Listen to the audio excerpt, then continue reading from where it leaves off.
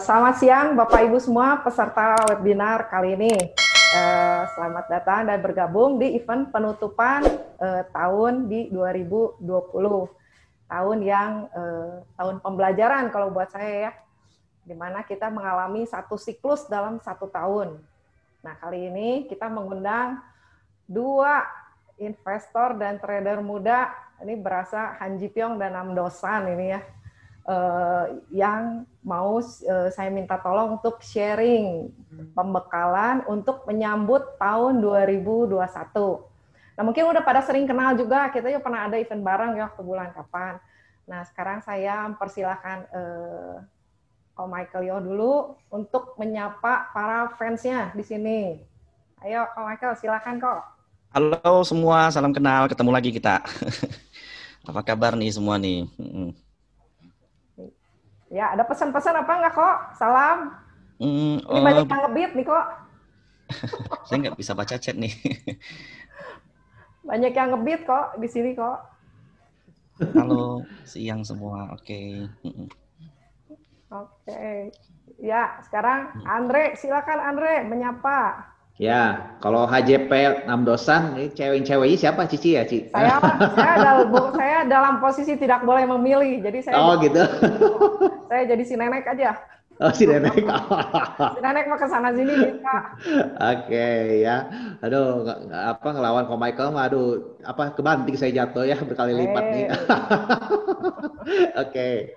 Ya, apa kabar semuanya ya? Mungkin semoga diskusi ini nanti kita bisa berguna buat teman-teman juga di tahun 2020 menjelang ke 2021 ya. Semoga dapat banyak insight nih dari Ko Michael juga. Saya juga nanti belajar banyak nih dari Ko Michael. Tolong bantu ya kok. Sama-sama. Saya juga banyak belajar ntar pasti. Oke, nanti saya mau campur-campurin ya topiknya Ko Michael, terus menurut Andre dari fundamental gimana, terus topiknya Andre menurut technical dari Ko Michael gimana. Kita hari ini aliran cuanmologi semua kita gabung ya. Pokoknya kan kalau lagi ramai begini mah pakai apa juga kita bisa make profit asal kita cocok dan nyaman sama apa yang kita pakai ya. Nah, sekarang saya mau tanya dulu ya Ko Michael dulu ya. Ya. Gimana kok kesan dan pesan yang dialamin selama tahun 2020 ini? Marketnya kan jadi gejolak gitu ya. Benar, jadi 2020 ini kan merupakan tahun yang shocking lah buat kita semua ya. Di bulan Maret, gila, itu semua blue chip ARB, bayangin. Kita tiap hari itu benar-benar nggak bisa ngapa-ngapain, cuman bisa yang mau jual, antri jual aja nggak bisa kadang, karena lotnya nggak kejemput. Nah, beruntungnya kita, karena kita di dunia ini tuh udah sering mengalami yang namanya pandemi.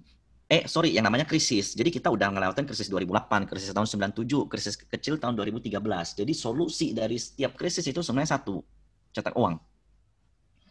Nah, jadi ketika The Fed memutuskan cetak uang, bayangkan Demokrat dan Republik itu selalu berseberangan. Keputusan Demokrat apa, Republik apa, itu mereka selalu berseberangan. Tapi kali ini semuanya sepakat cetak duit, quantitative easing. Nah, itulah yang membuat kita sampai saat ini istilahnya kalau kita usaha nih, kita udah mentok nih, nggak ada uang lagi, kita pinjam uang sama bapak kita, ya itulah The Fed, istilahnya begitu. Jadi ketika The Fed memutuskan akan mencetak uang ini akan dioper ke seluruh dunia. Jadi, nah inilah yang membuat bursa kita rebound. Jadi untuk 2020 terus terang ini berkah juga buat kita semua, karena market yang meskipun balik ke level sekarang, tapi belum tinggi-tinggi amat, tapi teman-teman pasti udah banyak yang merasakan profit, karena drop yang terlalu dalam itu mengakibatkan harga saham juga naik terlalu dalam. Jadi istilahnya V-shape recovery. Meskipun teman-teman pasti nggak ada lah yang benar-benar beli di bottom, tapi kan ketika ada rebound, ketika ada volume besar, so itu menjadi berkah buat kita. Jadi pesan saya di 2020, bagi yang telat, it's okay, nggak apa-apa. View saya di 2021 itu bullish, karena setiap era krisis, setahun setelahnya itu rebound, dan hebatnya tahun ini kita rebound duluan. Di bulan April segala macam udah mulai rebound, sehingga 2021 kita rebound, tapi mungkin potensinya nggak sekenceng rally di bulan-bulan kemarin. Seperti itu. Jadi itulah kenapa kita bisa ada di sini ya, dengan tujuan kita mau lihat 2021 kita harus ngapain sih. Kalau kemarin beli apa aja cuan, 2021 belum tentu. Karena badai kan pasti berlalu, tapi matahari belum tentu bersinar terus. Ini ke depan nih isu-isunya pasti banyak yang menghalangi gitu. Meskipun istilahnya kita tahu mungkin COVID COVID-nya udah lewat, tapi ada virus strain baru. Ntar kita bakal ketemu halangan-halangan baru lagi segala macam. Jadi 2021 kita harus prepare. Jadi buat yang telat di 2020 ini kesempatan, tapi bukan dengan cara yang serampangan. Seperti itu. Semoga tahun 2021 marketnya udah lebih kalem ya kok. Lebih kalem semoga, ya. Kalau kita juga kegojok-gojok begini, rada-rada puyeng juga tiap hari begini. Terus kan tahun 2021 saatnya mungkin menerima kita kenyataan kan. Kalau sekarang kan kita berekspektasi bahwa akan ada pemulihan dan terus ekspektasinya kan berlebihan ya kok. Nanti saatnya mungkin 2021 saatnya menyesuaikan harapan kita dengan kenyataan ya. Itu PHP atau realita gitu ya. Nanti mungkin market akan menyesuaikan di situ ya. Benar. Iya. Kalau dari ini gimana, Pak Andre? Tumben manggilnya Ci, Pak Ci. Biasanya bro kali ya. Nama saya mah dia mah.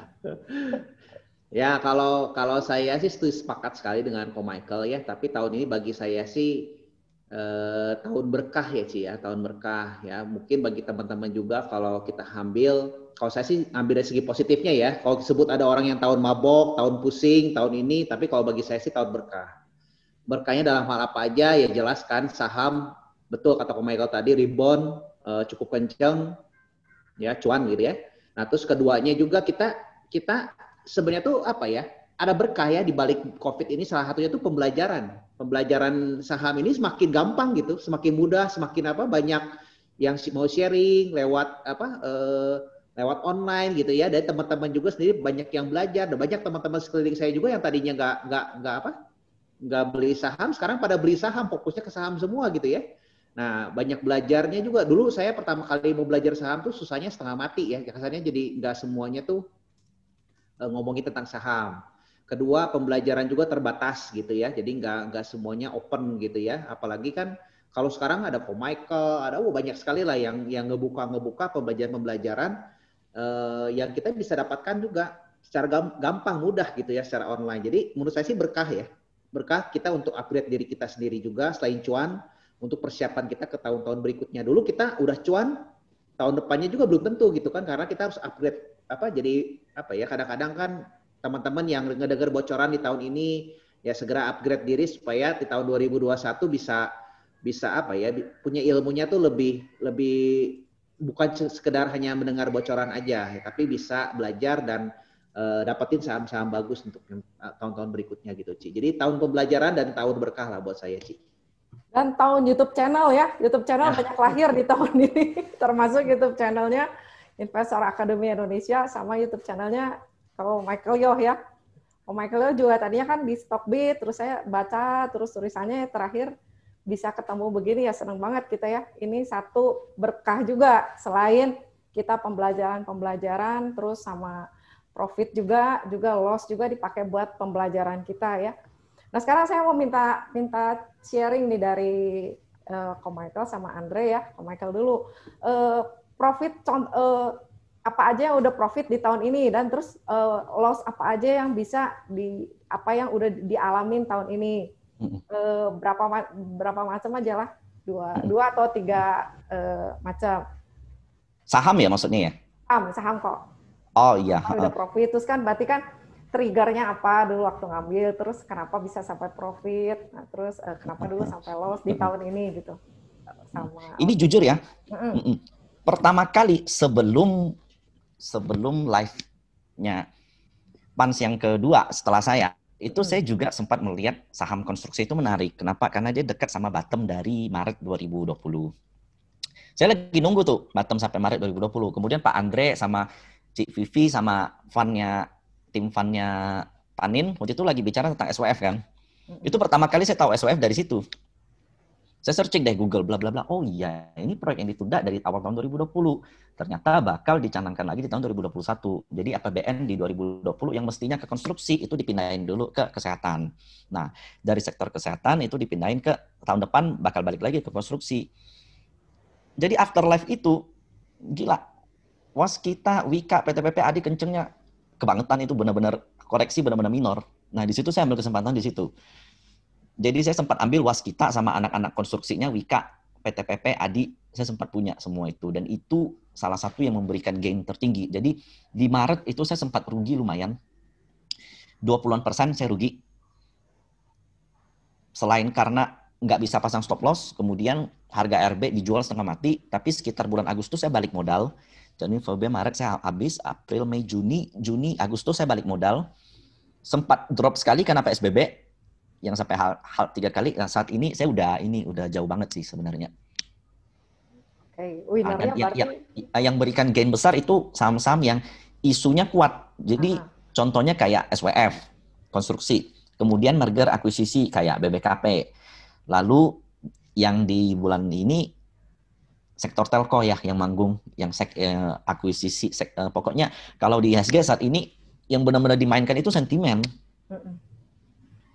Jadi kalau maaf kata kayak yang fundamental jelek pun asal sentimennya ada naik. BBKP dari 200 sekarang 700, Beggar 3. Kayak Antam sampai sekarang deal-dealannya nggak ada kan. Itu dari 500 sekarang 2000, Beggar 4. Tapi sentimennya gila karena yang mempengaruhinya itu makro. Makro kan global yang terjadi. Kemudian sentimen kedua yang terkuat itu mikro. Kalau mikro itu contohnya kayak merger akuisisi segala macam. Kalau makro, kalau menurut saya SWF itu makro karena asing itu berminat sama konstruksi kita. Benaran berminat atau enggak itu sih urusan belakang ya karena ntar implementasinya kita tunggu di 2021. Jadi menurut saya berkah banget. Saya pikir tahun 2020 ini bakal hancur. Oke, kita lupain dulu lah market saham. Mungkin bisa pindahin sebagian instrumen dana ke bonds, fixed income, segala macam. Ternyata justru saat ini, kalau hitung year to date, wow, banyak saham yang justru gila-gilaan banget naiknya.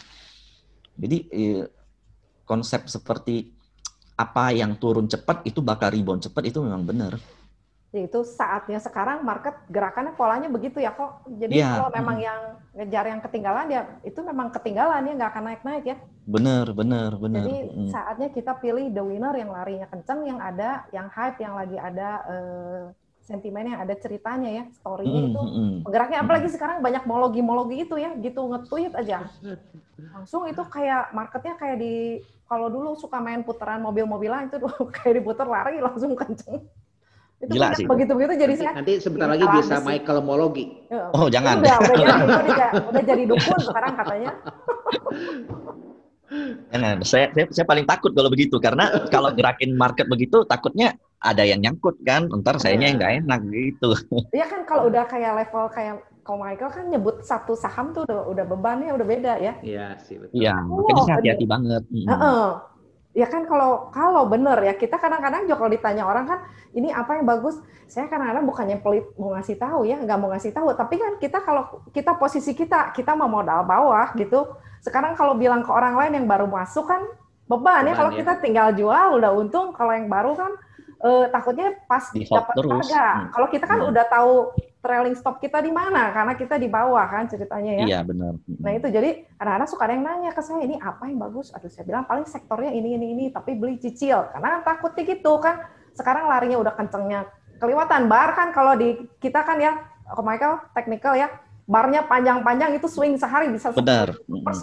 Kalau pas belinya di high, terus besoknya ke ayun ke bawah kan deg-degan juga gitu ya. Kita yang udah di bawah mah tenang. Kalau yang baru-baru kan lumayan gitu ya. Nah sekarang ini dari Andre, ini yang kalem ini sambil tinggal kerja ini mah. Beli tidur, beli kerja, beli noko kamu. Beli biarin. Beli antep. Apa ya, kalau yang trading, coba yang kamu udah untung tahun ini, triggernya apa? Oke, yang saya sudah untung ya. Kalau untung sih jelas konstruksi sama Ko Michael gitu ya. Kalau saya sih pegangnya PTPP aja. Karena apa ya, kalau terlalu banyak juga pusing jadi saya pilih salah satu di konstruksi satu gitu ya, terus sawit satu gitu ya, terus di rumah sakit saya same satu gitu kan, terus di Aisyah saya satu itu gitu ya, jadi hampir rata-rata sih untungnya, tapi untuk yang saat ini paling cukup lumayan sih di Same, di properti konstruksi, sama di di Aisyah ya, Aisyah. Gitu, terus kamu pas lagi masuk makan lagi di bawah-bawah ya, bulan sama ya. Sampai sekarang ada beberapa belum dijual sih. Udah beggar belum? Yang Aisyah sih beggar ya, Same sih hampir 200 ya. 200. Tapi kalau yang konstruksi sih nambah average up terus, Konstruksi average up. Investor Average ya up. sekarang average up ya. Kadang-kadang kamu kegoda nggak sih trading? Kan kita kan kalau memang trader kan Ada juga sih, Ci. Kayak DKFT saya kan udah cuan 100 dijual. Ya udahlah jual dulu deh gitu DKFT. Udah pindahin ke yang lain gitu kan. BJBR cuan berapa? 60% jual dulu, pindah ke yang lain. Ada sih beberapa yang beli bawah atas naik lagi BJBR-nya tapi pindah ke yang lain. Ada sih beberapa yang gitu ya. Tapi ya yang penting kan cuannya ya itu ya. Tapi Ya sih. berarti sebagian ada yang di trading, sebagian ada yang di hold gitu ya. Ya 80% lah sebenarnya masih sama ya portonya, tapi yang 20% yang dilihat kayak udah agak mahal gitu kan. Pemikiran saya ya jual dulu deh, mending switching ke yang murah gitu. Saya mikirnya gitu. Tapi kamu berarti nggak lihat chart, cuman hitungnya murah mahal gitu ya. Kadang-kadang saya nanya Cici, support berapa? Ini saya ada Javu nih. Waktu pertama live juga begitu. Katanya kalau mau tarik support tanya Cik Vivi gitu. Ini Javu saya ini. Memang gitu.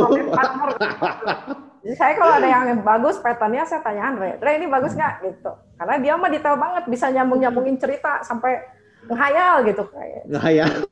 Bisa nyambung gitu. Kamu kepikiran sih sampai kayak gitu, saya sampai bingung gitu. Nah itu ya pola pikirnya kayak begitu sih ya kita ya.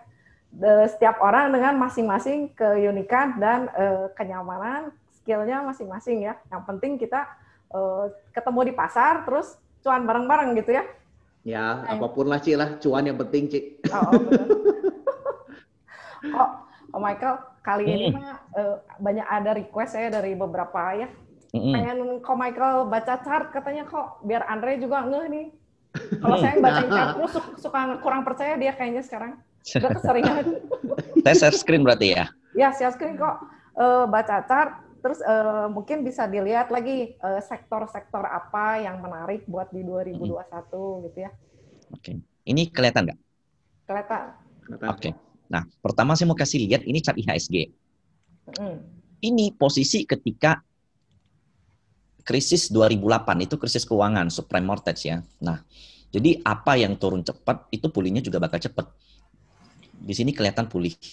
Nah, sampai dia balik harga sebelum krisis itu di sini, dia sempat ada shaking movement sebentar di sini, areal ini. Nah, ketika dia tembus areal ini, nah selanjutnya dia udah naik gak terbendung. Sebenarnya idealnya koreksi kita itu sampai di sini, di areal 2008 kemarin. Tapi bedanya adalah di krisis kali ini, mungkin Bank Dunia udah jauh lebih gercep, udah tahu lebih istilahnya, udah tahu harus ngapain gitu. Even belum dalam setahun aja vaksin udah banyak dikeluarin kan. Nah, posisi kita saat ini itu kurang lebih di 2008 seperti ini. Yaitu mendekati areal sebelum drop. Pas drop kita di sini. Begini. Nah, kenapa bursa kita belakangan ini koreksi? Jadi yang saya mau kasih lihat itu begini. Kita kehalang sama satu yang namanya trend line. Di sini. Sorry. Ini saya hapus dulu.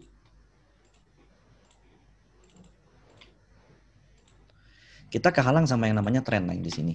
Jadi dia sedang berusaha untuk nembus dan nggak bisa. Begini. Nah, posisinya amannya di mana sih? Nah, kalau saya melihat ketika IHSG berhasil menembus area ini. Jadi ini tuh candle yang jelek banget yang di sini. Ini ketika zaman pemerintahan Jokowi kepilih di April ini di sini. Ketika Jokowi diumumkan menang, harga saham semua naik, kemudian drop di bawah. Sejak itu, IHSG nggak pernah menyentuh level di mana Jokowi terpilih. Yang artinya apa? Jadi saya selalu mengaitkan pergerakan itu dengan fundamental atau mikro minimal. Nah, ternyata ekspektasi pelaku pasar, pemerintahan Jokowi itu berat bagi bisnis. Kenapa? Karena kita lihat pajak dinaikin, tax amnesty, segala macam, pajak mobil naik, PPH naik, PPH badan semua naik. Jadi market merespon itu negatif sehingga kita konsolidasi di sini, nggak pernah jebol ke bawah. Nah, Yang trigger yang buat kita jatuh selain corona itu sebenarnya ada kasus Jiwasraya. Jadi saat itu kasus Jiwasraya membuat volume market hilang. Kalau kita lihat ya, ini saya masukin indikator coba. Nah, ini weekly, sorry, saya ubah ke daily. Nah, ini kita perhatiin ya, ini volume market tinggi. Nah, ketika ada kasus Jiwasraya, volume market menurun. Yang artinya minat orang untuk trading itu berkurang dan banyak juga sekuritas-sekuritas yang disuspend, yang nggak boleh jualan segala macam. Nah, diparah oleh kasus corona, kemudian volume kita drop. Nah, saat ini posisi kita di mana? Volumenya gila-gilaan karena ini dana dari investor retail. Saat ini 70% menurut riset volume market itu di making oleh retail. Jadi ini merupakan suatu fenomena yang cukup dalam ya, cukup hebat menurut saya. Baru kali ini volume market, volume di sekuritas juga mencetak harga all time high. Nah, target IHSG di mana? Saat ini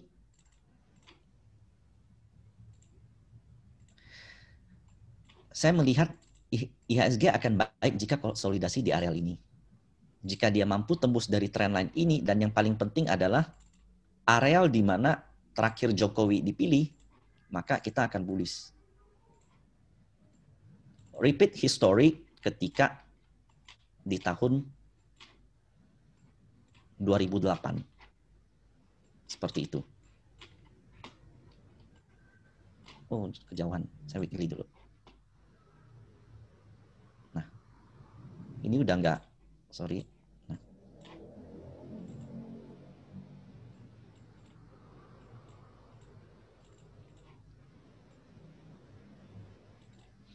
Paling enggak mendekati ke 8.000 target IHSG. Wah, lebih optimis lagi 8.000 sih. Luar biasa ya. Oh, kita mah kalau punya saham harus optimis, Dre. Kalau pesimis, masa beli saham kita mengingkari diri sendiri nanti. Saya senang dengar Pak Michael nih, 8.000. Justru lebih dari 8.000, sorry. Waduh, tuh. Justru lebih dari 8.000. Karena era recovery ini kita mesti hitung kalau technical seperti ini, sepanjang ini, kita tarik di sini, jadi ya kisaran 8.400 lah. Target kenaikan IHSG. Dan hari ini saya senang dengan omongan kok Michael. Saya senang. Anda lagi ngitung nih, yang saya jadi berapa nih portonya? Nah, kurang lebih di 8.200. Nah, katalis utamanya apa? Nah, kalau di zaman ini, itu pelaku market nggak suka sama Indonesia. Pada saat itu, Indonesia mendapati negara Asia yang untuk kemudahan berinvestasi, kalau nggak salah ya, itu di kisaran 18 atau 20-an. Pokoknya kita jeblok banget. Nah, saat ini dengan UU Omnibus Law dan RUU Cipta Kerja, kita lagi berusaha mengubah image yang terjadi di global, bahwa Indonesia itu negara yang investasinya itu gampang. Jadi perizinan bakal dipotong, teks bakal dipotong, ada project Batang, jadi bisa sewa lahan gratis selama 10 tahun, perizinan bakal dipangkas, tenaga kerja bakal isu labor bakal dipermudah. Jadi dengan suksesnya implementasi Omnibus Law, maka it's possible sekali kalau area pesimisme ini itu bisa dilewatin. Jadi kalau seandainya teman-teman yang punya teman yang belum saham, justru ini saat momen baik, momen yang tepat. Kalau mau nunggu di bawah lagi bisa. Nunggu aja sampai ada COVID-20 atau COVID-21. Bisa. Didoakan, aduh. Karena sampai saat ini ya, beberapa yang menjadi sentimen negatif itu sampai saat ini yang kuat itu dua. Yang pertama, si strain baru virus corona. Yang kedua, itu PSBB. Rate corona kita masih besar. Yang ketiga, sorry ada satu lagi, vaksinnya berhasil atau enggak? Ini yang penting. Jadi itu pertama, ada beberapa hal yang mesti price in, yang mesti kita pastiin dulu di tahun depan. Jadi bakal ada riak-riak, nggak seperti tahun 2021 lagi. Kalau dulu kita jatuh, kemudian lagi istilahnya lagi disembuhin sama ini nih, sama orang tua nih, udah bebas kita berkeliaran kan, bebas. Nah kalau kali ini nggak bisa, kali ini tuh kita nggak bebas berkeliaran lagi. Ya, kita udah mesti hati-hati jalannya, pilih saham yang benar, pilih level teknikal yang bagus, jadi nggak bisa serampangan lagi. Dan ada banyak isu-isu yang harus kita hadapi di tahun 2021. Pertama adalah vaksin, yang kedua mutasi baru, meskipun WHO juga udah bilang kalau vaksin yang ada sekarang nggak akan mempengaruhi daripada virus mutasi yang baru, karena mungkin ya genetiknya sama atau gimana. Yang ketiga adalah PSBB itu sendiri. Karena saat ini rate corona kita masih tinggi-tinggi aja. Break high terus kita kok, udah kepala 7 malahnya ini. All time high terus sama kayak IHSG-nya. Oh iya, ngeri ya kok. Ini sebenarnya amannya kita mesti bikin siksak gitu ya, bikin konsol dulu ya, baru rada bikin pijakannya lebih tenang ya. Bener banget. Jadi banyak trader newbie yang mengatakan, wah ini kok koreksi, wah ini kok nggak kemana-mana. Justru itu yang bagus.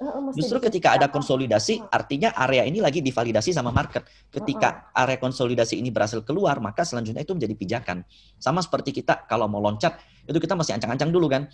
Kalau kita loncat-loncat itu sekali jatuh kan sakit. Nah jadi justru kalau areal ini berhasil divalidasi lumayan lama ya, anggap dia begini. Nah selanjutnya pergerakan kita mungkin bisa begini.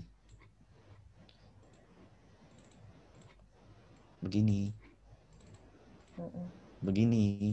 Nah, untuk selanjutnya menunjukkan kenaikan ke 8.500. Kalau mau sampai 8.500 juga perjuangan, itu ada tanjakan, ada pudunan ya kok. Jadi jangan main hajar, semua dibeli. Jangan main hajar. Sebenarnya begini, Ci. Kalau di atas ini udah nggak ada resisten lagi. Di atas 6.680 karena itu all time high-nya. Jadi sebelum sampai itu, saya hapus dulu. Nah, jadi areal inilah yang menjadi krusial. Nah, mungkin siksak di situ lebih enak ya antara 585 kemarin ya, MA50, MA20 kalau nggak salah ya. Kurang lebih MA20 sepertinya, ya, mirip seperti itu. Bagus di situ, karena itu bakal ada pijakan. Ya, biarin turun naik, biar solid kayak di sebelumnya ya, kalau ini sebelum tarikan ya, bolak-balik hijau merah begitu ya. Kita kan sebelumnya solid di sini. Setelah lepas dari sini kenceng. Nah di sini kita harus solid juga. Lepas dari sini baru bisa kenceng ke 8.500. Ini juga sebenarnya ya ada pattern namanya broadening. Jadi broadening itu merupakan pola bullish jika break di atas. Nah jika areal ini di break, target kenaikannya itu ya kurang lebih lah 8.500. Semua technical mengkonfirmasi kalau ketika tahun depan bursa berhasil break all time high dia, maka dia akan ke 8.500. Untuk naiknya pakai apa sih? Nggak mungkin pakai saham gorengan lagi. Udah pasti pakai saham kayak BCA, Bank Mandiri, BNI, karena weightingnya gede. Karena terus ada isu tahun depan kita bakal listing saham teknologi kan. Mungkin Tokopedia ya. Nah, terus ada banyak merger dari perusahaan-perusahaan gede, contohnya perusahaan telco, jadi itu pasti bisa meningkatkan valuasi. Kalau IHSG ditambah deh valuasi dari Tokopedia, udah pasti harganya masih naik gitu. Yang pasti yang lain ikut kerek-kerek gitu.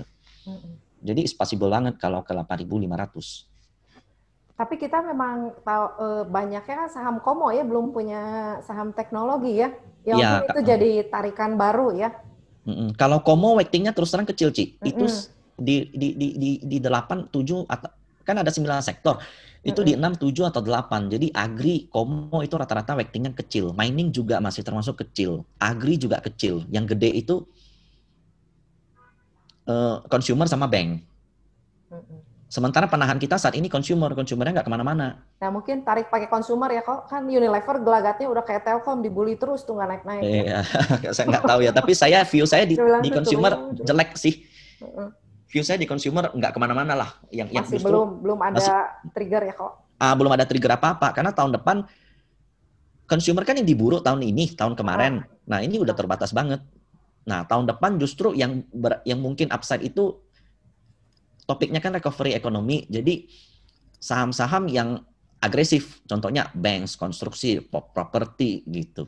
Nah, banks yang paling possible, apalagi banyak isu merger kan, BRI, BNI, perombakan direksi segala macam. Jadi by chart, by fundamental, I think tahun depan it's a bank era. Bank emang paling gede bobot ke IHSG juga bank sih ya kok. Iya betul. Ya terus kan mau ngomong apa ya? Kalau sektor lagi selain bank, apalagi ya kok? Berarti kalau pertama berarti lokomotifnya bank gede, bank besar ya. Terus telco sekarang masuk ya. Telkom infra masuk. ya. Kalau ke infra, ya betul. Infra. Terus properti juga biasa ngikut ya kalau sama bank ya? Iya, Kak. Kalau properti saya lihatnya juga menarik. Jadi saat ini properti itu kelihatan banget rebound. Nah, dari bawah sampai ke atas. Nah, target kenaikannya kemana sih? Nah, properti saat ini justru dia baru mulai mau nyentuh, ini tren lainnya masih jauh banget. Jadi menurut saya, apalagi dengan ada Omnibus Law, kepemilikan asing, pajak, segala macam, itu kan bakal menarik banget bro, properti. Jadi dia ada potensi ke 480, berarti sekitar 20% lagi dari sekarang. 20% dari ini berarti SMRA, BSD, CTRA masih bisa upside 20-30%. Nah, konstruksi itu juga ada di sini kan ya kok? Konstruksi dan properti satu sektor. Satu sektor. Ya, trigger utama mereka itu sebenarnya lebih ke ini, ke rupiah. Jadi kalau rupiahnya menguat, sektor ini bakal diuntungkan karena hutang mereka kebanyakan dalam dolar kan, bahan baku mereka juga kebanyakan dalam dolar. Lalu seperti BI rate sekarang rendah, jadi orang yang mau beli rumah, KPR segala macam kan penjualan mereka bisa naik. Jadi tahun depan kepemilikan asing segala macam dan rupiahnya yang semakin menguat, potensi di properti kuat. Ini kalau kita lihat Ciputra ya, dia hampir banget ngelewatin ini. Jadi kalau dia bisa ngelewatin garis ini namanya downtrend line. So dia bakal 1700. Tapi nggak langsung ngebut arah lagi, nggak, mungkin dia bisa zigzag dulu. Begitu. Kepalanya kalau di properti berarti Ciputra, Sumarekon, BSDE biasanya kok. Ya, SMRA BSDE kan yang LQ45-nya. P1-nya juga oke. Cuman mungkin weighting-nya agak rendah kalau P1. Ini saya suka semua, hampir semuanya oke. APLN gimana kok? Sama Asri? APLN. Nah, udah, kamu konsul aja, Dre. Oke. Lihat chat kok, APLN, Asri. Nah, kalau Asri dia begini. Saat ini Asri itu ketahan di areal 300 ya. Jadi areal bearish dia itu saat itu di daerah ini. Tahun 2019 dia jebol dan selanjutnya dia bearish. Nah, kemudian dia pulihnya tergolong cepat. Ketika dia pulih, dia kepentok lagi 300, Pak. Jadi kalau seandainya saat ini dia bisa konsol itu lebih bagus. Konsol di areal 2,5 sampai 300. Kalau dia bisa lepas dari 300, selanjutnya dia bakal ke 370-an. Katalis utamanya kan juga rupiah ya. Jadi laporan keuangannya bakal bagus banget. Kalau dia ini, kalau rupiahnya menguat. Di sini juga dia ketahan sama trend line. Tuh. Jadi nggak bisa dia lewatin ini. Enaknya dia bikin box gitu. Ya. Dipentok turun lagi. Ya, jadi dia bakal kena kepentok, turun sebentar, sampai 2,5 atau 2,40 itu masih oke. Nah, istilahnya himpun tenaga. Karena kita lihat ya, volume di sini kecil, artinya yang beli di sini powernya masih kuat, saat ini istirahat sebentar. Nah, ketika dia udah bisa break ini, maka dia bisa ke 370. Ini Asri. Hampir semua properti chartnya bagus. Ini juga reversal banget. Ini ada pola yang namanya falling wedge. Nah, ketika break dia mesti volumenya besar biasanya. Nah, kita coba lihat ya. Tuh, ini volumenya besar. Jadi target kenaikan dari Asri kalau kita punya view panjang itu sepanjang wedge yang paling tinggi. Kurang lebih di 560 kalau Asri. Biasa bawa saudaranya Bes ya kok. Bes juga begitu ya. Ya, Asri, Bes, Kija sama Demas itu saudaranya Industrial Land.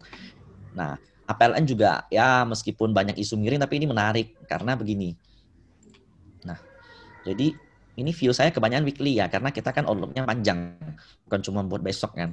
Nah, jadi kalau view saya di APLN tuh kurang lebih seperti ini. Dia lagi ketahan.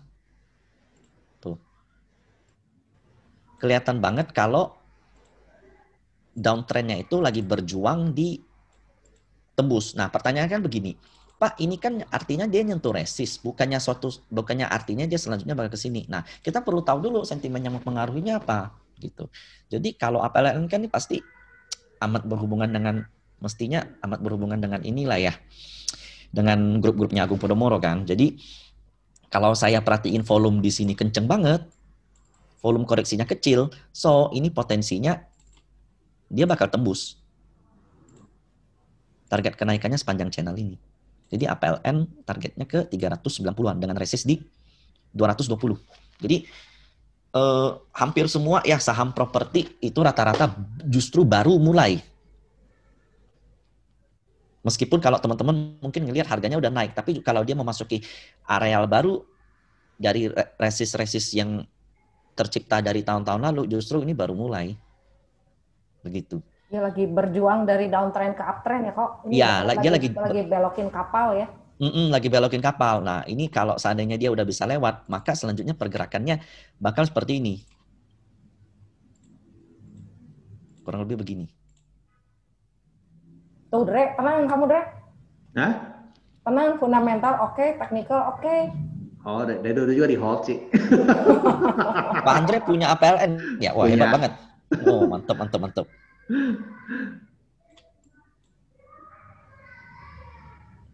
Oke, mungkin begini Ci ya kalau ini ya. Kalau Thank you, saya, makasih nih. Sama-sama. Jadi kalau outlook market itu di properti kan sama konstruksi sama, abis itu banking. Jadi kalau banking ya sebenarnya udah tinggi banget sih kalau banking. Ya enak mas, sebenarnya ada turunan dikit, bikin box lagi, kita lebih nyaman ya kok, karena kan kita mah mainnya juga nggak rusuh-rusuh ya, slow ya. Bener.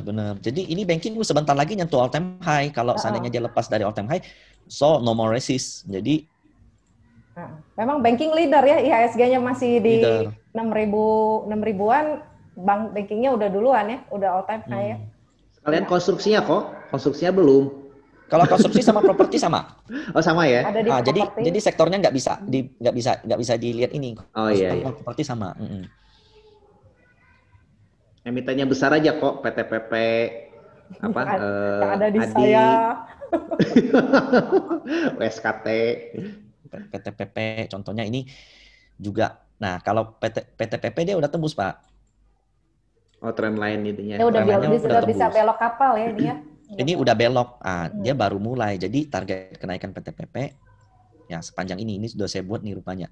Jadi ada di 2.650 kurang lebih target dari kenaikan PTPP. Kalau saya tarik Fibonacci itu dia juga ketemu di 2.500-an kurang lebih.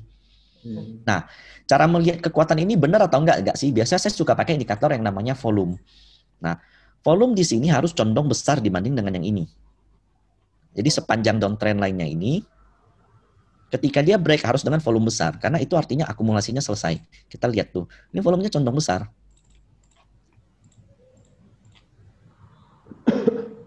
So PTPP saat ini dia udah mulai start uptrend gitu ya, kalau kita ngomong ya. Nah, just like this. Ya, bukan startup Mbak ya, jadi startup trend. Kalau startup jadi Haji Piong lagi. Kan lagi Haji Piong kok. Haji Piong 6 dosan hari ini. Jadi begitu. Even kalau seandainya dia pulih ke 2.600, sebenarnya dia justru baru pulih 50% dari peak, jadi masuk akal. Ya, potensi ke 4.000 juga ada ya kok ya? Ada. Yang penting begini, kalau udah pegang barang mah susah ya sih ya. Kalau teknikal, jadi kalau teknikal dia mesti begini contohnya ya, ini contoh. Sampai saat ini potensi PTPP by technical itu di 2.500 kurang lebih. Nah, apakah dia bisa ke 4.000? Itu kita mesti lihat apa yang terjadi nanti di sini. Nah, kalau seandainya di sini, seandainya ada isu apa ntar yang membuat konstruksi hancur atau kenapa? Kalau dia kalau seandainya dia malah bentuk double tops, maka kami by technical udah pasti keluar karena itu artinya trend is over. Nah, kalau ini double tops, artinya kan dia bakal turun ke bawah. Nah, tergantung lagi nanti newsnya ya sama ini ya, apa ya, katalisnya ya. Bener, katalisnya kita mesti lihat ke depan. Karena sampai saat ini kan SWF deal-dealannya berapa, segala macam. Terus apakah was kita bakal dijual atau bakal di take over atau gimana, segala macam kan masih belum tahu. Lalu siapa sih yang ngambil take over hutangnya, lalu proyek-proyek ke depan segala macam kita nggak tahu. Nah, itu bakal terlihat di chart. Kalau seandainya yang terbentuk selanjutnya itu contohnya seperti ini. Nah, ini kasar aja ya, contohnya begini. Ini saya tahu nih, kalau Michael ngehayal bentuk chart, kalau Andre ngehayal cerita fundamental ya. Memang mesti ada bayangan view ke depan ya, kurang lebih kalau begini gimana, begitu gimana ya. Nah, kalau seandainya seperti ini, ini artinya bagus.